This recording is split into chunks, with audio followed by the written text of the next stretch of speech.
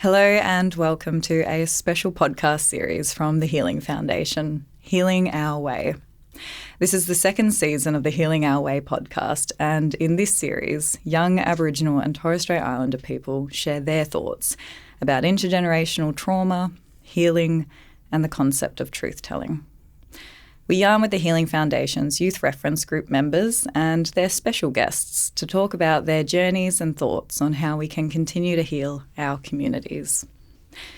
To begin, we'd like to acknowledge the traditional custodians of the lands and waters across this beautiful continent. And we acknowledge and pay our respects to elders and to stolen generation survivors of the dreaming and of the here and now. We recognise the ongoing nature of trauma experiences for First Nations peoples, and we commit each day to survivor-led intergenerational healing. Before listening, please take note that this podcast may touch on sensitive topics related to trauma. So take care while listening, and if you feel the need to speak with anyone, you can contact 13YARN on 139276 and talk with an Aboriginal or Torres Strait Islander crisis support worker, or your local Aboriginal and Torres Strait Islander health centre, or of course, your preferred support services. My name is Rachel Hocking, and I'm going to be your host for the second season of the Healing Our Way podcast. In this episode, we yarn to Blake Tatafu and Jai Cardona about First Nations strength and resilience. Thank you, Mob, for joining me. Hi. Hey. So you have some deadly bios, and I never like reading out bios because they sound so much better when they come from your own mouths. So I thought to kick us off, Jai, could you tell us a little bit about yourself? So my name's Jai Cardona. I'm a Kungaragan, Bardi and Barungam man based on Larrakia country. It's deadly, and Larrakia country is all the way at the top end, but you've come down here on beautiful Gadigal land to join us, so thank you for travelling, brother. It's a privilege. Very cold. Hey, yeah, getting used to it, I'm feeling it. Us NT folk, we're not made for this. No. Blake, you're probably familiar to our listeners who've been hearing the first two episodes of this series, but for anyone who's joining us for the first time, could you tell us a little bit about yourself? Yeah. If this is the first episode you're listening to, welcome and listen to the others. My name is Blake Tatafu. I'm a Wiradjuri Dunghutti man born and raised in Western Sydney on Darra country. My family come from Trangie and Kempsey on my mum's side, and I'm also equally as proud to be a Tongan man on my dad's side. So and deadly. I, too, am part of the Youth Reference Group. Amazing.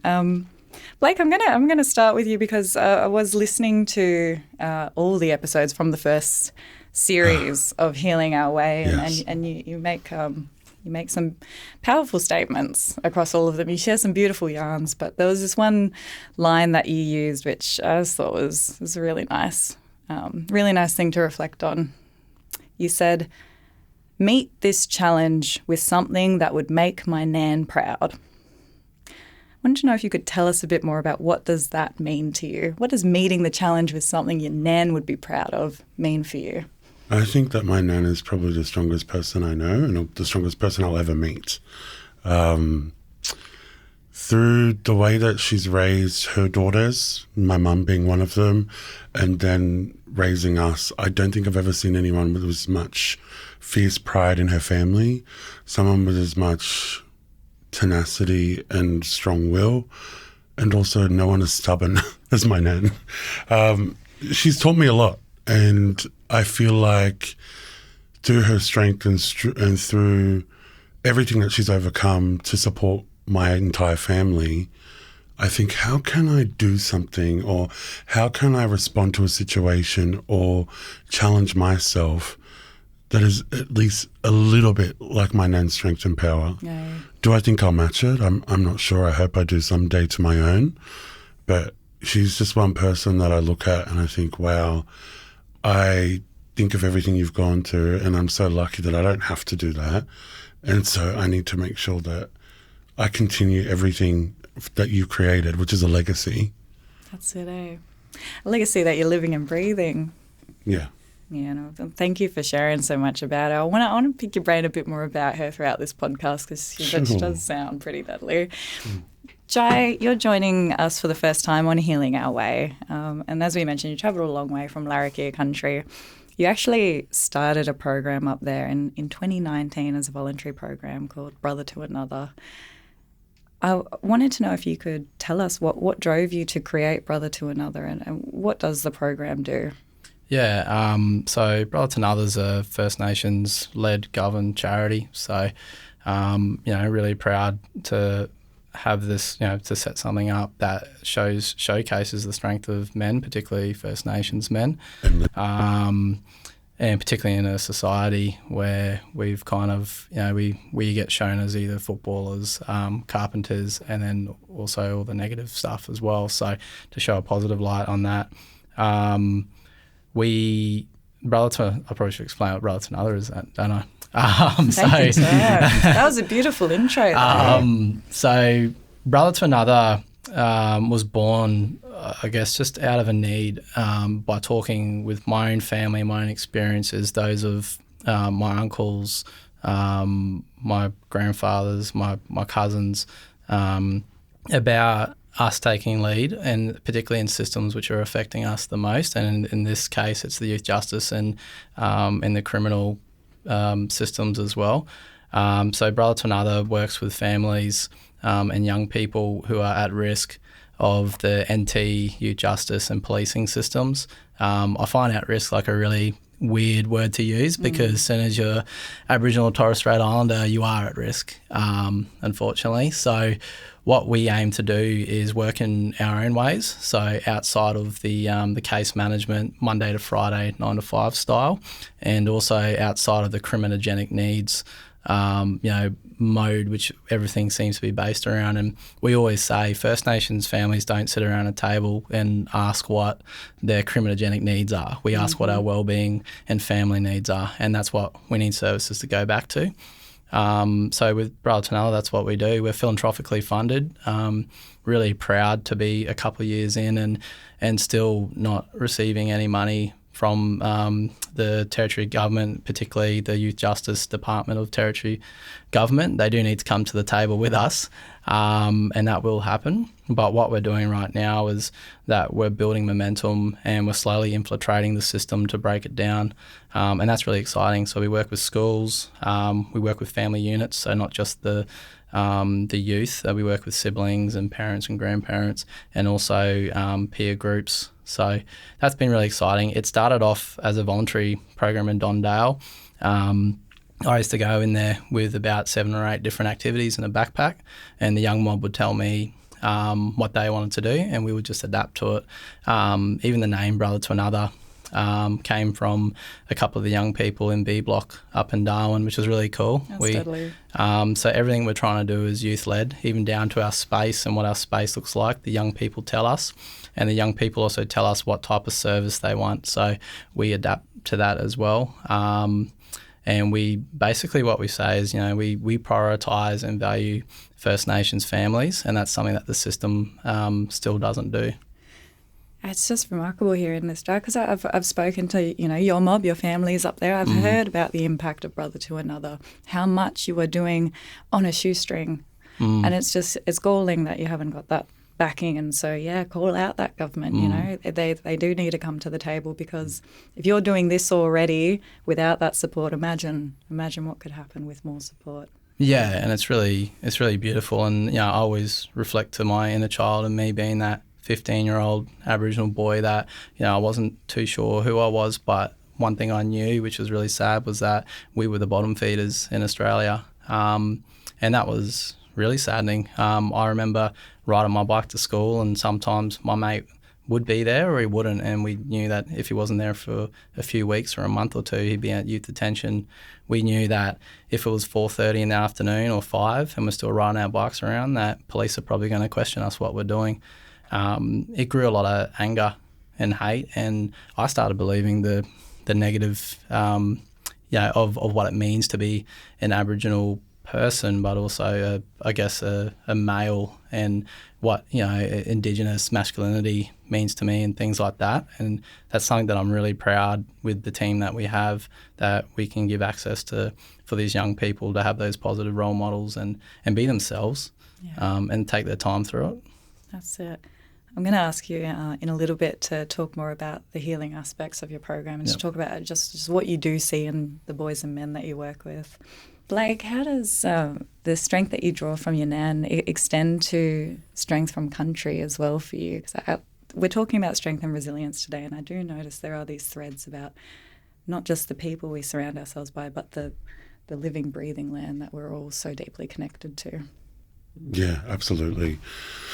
I think a lot of people who from the water, and I guess as well as the land as well, get a sense of cleansing, get a sense of refresh, get a sense of a reset when you are on country or when you're in the water.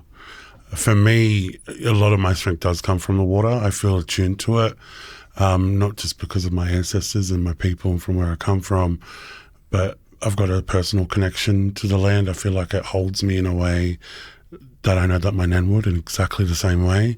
So I see the kinship between land, water, and the love from my nan. That's beautiful. You try to explain this to my mates that are not First Nations, and they get it, they try to get it, but they don't. And that's okay. But I know that my brothers and sisters out there know exactly what I'm talking about. And it's one of the easiest things, yet we don't make the most time for, that makes me whole. We're so busy, as young adults, living our lives, starting careers, starting families, doing whatever it takes. Sometimes we don't take that moment to really reconnect ourselves with where we come from. But I know when I do, I feel whole again. It's like that medicine, Yeah, 100%. There's a power. Even as a young kid, like my family would be worried because I had no fear of the water. I had no fear of the depth, and I would go far. Lifeguards would scream and shout, and I wouldn't listen to them. I'm like, I'm going to be okay. I don't have a fear of the water. In fact, like it calls me more than I need it. So that's powerful. Well, Jai, for you, I mean, country is kind of built into Brother to Another, right? Yeah, so with Brother to Another, we acknowledge the truth, which is that, we are country, basically, and we need to connect back to it.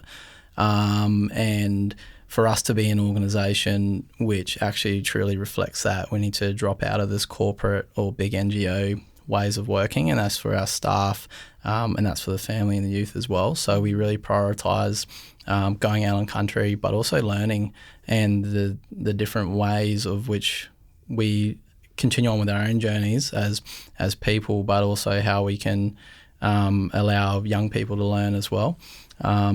Because we work with youth that are involved with the youth justice prison systems and also out of home care, unfortunately. We started on a cultural sensory level, so we've got a Larrakia man on our team, and we've got a program that we call I Spy on Country. So it uses all the 5 senses, and we have like a worksheet which is like a bingo, and that's how we start that learning about appreciating country, learning, becoming present and at one with it. And it's so powerful because it gets the young mob, away from their phones, away from the distractions, and actually thinking, feeling, finding bush tucker, finding, tools with the tool making. It's absolutely incredible. And then even with our, water is cleansing for us too, with freshwater people, and again, feeling hugged by country. It's someone said feels like you're in the womb, which I used to think was a bit lame, but it's honestly that safety that you feel. And we actually use that when we talk to young people, and they usually get a bit shame and, I don't know about that. But the great thing is when we're on country, we get these really rich conversations from young people, and we're saying from 8 years old up until 21. And it's a chance for them to, I love when they're on country and we let them just walk forward sometimes. And there's a walk which we call the Cascade Walk on Kungaragan country, and it's a big uphill walk, but it opens up to an escarpment. And we purposely stop talking. And these are with youth that often have a lot of neurodiversity, and they're fidgety and they got to talk. And when you see them go quiet and touch a paperbark tree and then look over the plains, you know that they're starting to get it, but you know that even my ancestors are looking after them as well. So it's incredible, even bringing young people along with those journeys, but them telling us how they feel safe on country. And this is another reason why youth detention, youth prisons will never work, because you can never be on country. You never can have that safety. You can never have that hug. You can never, you can probably feel that spirituality, but there's a mixture of it as well. So yeah, everything we do is based around that, and it's connection to country, connection to ancestors, connection to their families, and where they might not have that connection physically to the families, they connect to our families, because we all belong together in that way. So that's the stuff that we're really proud about. The case workers from large NGOs don't really get it. They're, why aren't you at this case meeting? We're like, no, we'd rather take the young person and their friends or cousins out and do that. So we're really lucky in Darwin in terms of we've got so much diverse culture and country that there's just different learnings to take from everywhere. Recently, we went out to Gallawinku and worked with an organisation called the Yalu Aboriginal Org, and we worked with some young boys and men, but mainly youth workers who are under 30. And it is incredible seeing these young people walking up and down this 20-kilometre stretch of beach with us essentially from the city, and just learning and being present, eating turtle eggs, having mangrove worms, hunting for crab. It was just incredible, and it's such a to see the smiles and the exuberance on those young fellas compared to, unfortunately sometimes we get to know them in youth prisons, and if that's not proof of seeing them on country and how much they flourish and how much they learn and grow, then I don't know what isn't. Sorry. I love that so much, because I think if any experiences related to the juvenile justice system or anywhere in our jails, our people are constantly being dehumanised, disempowered and displaced.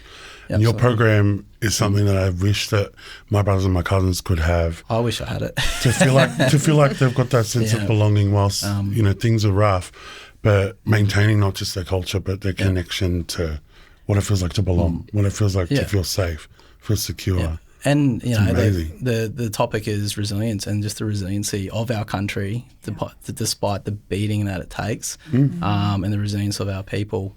That we continue on, we continue our learnings, we adapt, we evolved. We talk about our back-burning processes with fire, and that really showcases the resilience of our country, because it'll keep showing up and it'll keep reinvigorating and re-energising, and that's us as people. It's proof in this room right now that we still do that across the nations. That's pretty cool. I love that, brother. I love it. It's beautiful every time I hear you talk about it. You've had some yarns over the phone in the last year. You've been telling me about taking these men out on country, and the changes you do see are quite obvious, and that's your measure, right? It's those physical, mental, social, emotional shifts in a person when they're held by country and told by country they belong, and allowed to have stillness, because I think the justice system really doesn't allow for that stillness. Our education system don't allow it either. So That's a really good point. Like you said, a lot of our young mob, they do fidget. We've got that neurodivergence, and a lot of it's very common in the mob that we have in our juvenile detention centres and our prisons. And so to give them space to connect when a lot of that's taken away from them, that's powerful. Why do you think it's so innate for us as blackfellas to centre the collective in healing, in strength and resilience, but particularly when we do come together? Why is it natural for us to centre the collective and not the individual? Because we've never been about just being individual. I think in all our different complexities and diversities of Aboriginal and Torres Strait Islander people, we've thought about all of us, not just one of us. We see it all the time. We're natural caretakers, we're natural caregivers, and we're not just doing it to ourselves. We do it for our family, our community, our friends, people we love, our country. I don't think I've ever experienced a way in which, when we're thinking about healing and resilience and strength, that it's ever been about an individual movement or feeling. I don't think, for myself and a lot of people that I know really well, I don't think we can be well if we know that no one else is well. And let me rephrase that. It's that saying, if you eat well, I'm eating well. So I know that I can't be well taken care of and feel well in myself if you aren't as well. So I don't know. I know nothing besides the communal way. On both sides of my family, being Tongan, it's exactly the same concept of the importance of family. No one should ever go without. You should consider everyone. If you've got it, it's everybody's. Yeah. And I don't know any other way. So I'm really grateful that is one of the things that threads us all together as First Nations peoples. Is that we are always thinking about each other. And I even see a bit more than a little bit of it in my Step Italian family. Oh, of course. And I think it just strikes me because, I just see it in so many of us young mob, like we just pick each other up. And like you said, like if you're fed, I'm fed, and that how people make jokes about payday and give me a loan and that, but it's actually kind of just a blackfella thing to care about whether your brothers and sisters have enough money to put food on the table.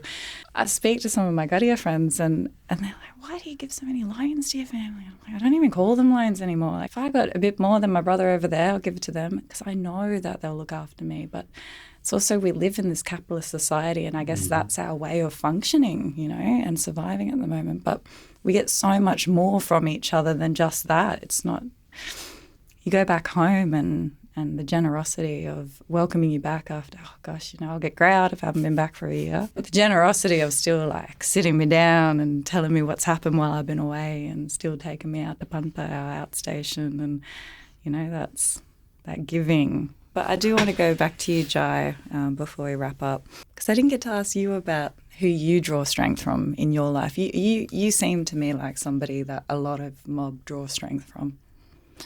But I want to know who you get your strength from, and it might be more than one person, but if one person comes to mind. I think with all of us, we say our family, which is, so true. But recently, it's more so through, it's kind of a weird way of putting it, I'm trying to think. It's more so like I've connected with my inner child a lot more, and when I feel my inner child happy or seen or like shit, yeah, Jai, that's what you needed to do, or or something like that. I draw strength from that. So then, in a weird, it's not a weird way at all, but in a way, when young people start thriving and they're strong, my inner child sees that and like, Jai, you were just that person to support them in that moment, or seeing the other lads that we work with do that. I draw a lot of strength. When I see, we do a bit of work with some men and the fathers and uncles of these young people, but also more broadly those in rehabilitation centres. And, I've been very fortunate in a lot of ways. I've got a lot of trauma as well, but I acknowledge where I have my privileges, and to sit down with some of these men and see them actually let walls down, I draw strength out of that because I say, these men haven't been afforded some of the privileges that I have, and they're able to say, geez, this actually makes me feel like shit, or like this, or I'm uncomfortable being in a relationship. I don't know how to do it. I don't know how to be a dad. And I draw strengths on that vulnerability. So, as of late, that's where I've drawn strength is I guess the people who have been, you can see they've been beaten down, but they still can laugh, have a joke, but also be vulnerable and say like, shit, this scares me.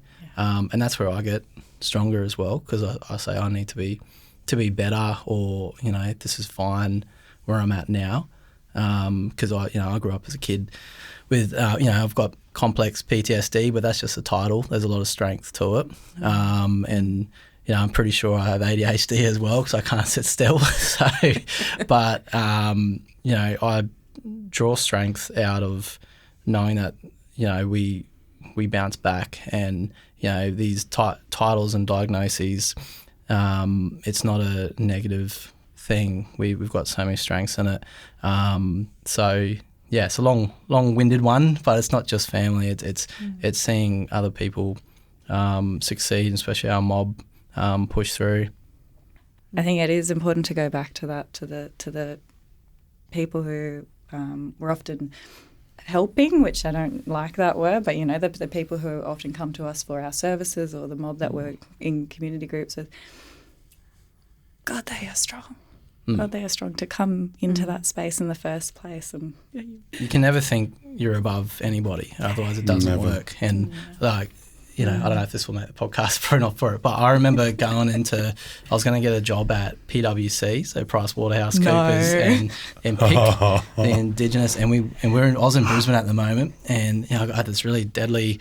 I was talking to the state manager, who was also a First Nations person, and we went to this massive building, and she was saying, you know, talking, oh, this is pretty cool, you know, we've got a cafe upstairs and all this, and oh, this is cool, I've never been to a place with a cafe and stuff. And then we went upstairs, met all the other black fellas, there's a couple of them there, and then as we were walking out, she said, if you want to work here, we're the big fish, we're not the small fish down there. And I just said, you know, as soon as we start thinking we're the big fish, we lose track of where we are or what we're a part of. And again, that collectiveness is that, you know, we're not the big fish, we're a part of something or we're important, but as soon as you start saying we're the big fish, it's red flag. Yeah, so that's a random story, but no, I totally respond to that though, because I feel like that collectiveness and caring for each other, to me anyway, it's something that I don't feel like we've learned. It is who we are. Yeah. But to become centered on yourself and individualizing anything is something that you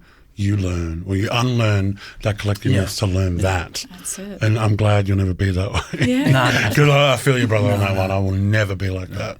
Yeah. And it just made me think, like, when you see people, you can always tell a lot by a person, by how they treat people who work in service roles. You know, how they treat that person at the cafe or at Macca's at the drive-through, or our garbos who come and pick up our rubbish, you know. I'll do a proper wrap-up. I just want to say it means a lot to be in these spaces, to be vulnerable with each other, but to feel safe with each other. And, you all gave so much just then, and I hope that lots of people listen to this, because I know they'll learn a lot from all of you. So thank you. Thanks, Simone. Thank all of you. Yeah, thanks to both of you, yeah. Thank you everyone for listening. For more information, head to the Healing Foundation website at healingfoundation.org.au. If you need a yarn after listening to this episode, we encourage you to connect with 13 Yarn on 139276. And you can talk with an Aboriginal or Torres Strait Islander support worker, or you can go to your Aboriginal and Torres Strait Islander Health Centre. And again, if you have your own preferred support services, remember to reach out to them. This podcast is a co-production between the Healing Foundation and 33 Creative, recorded here on Gadigal land.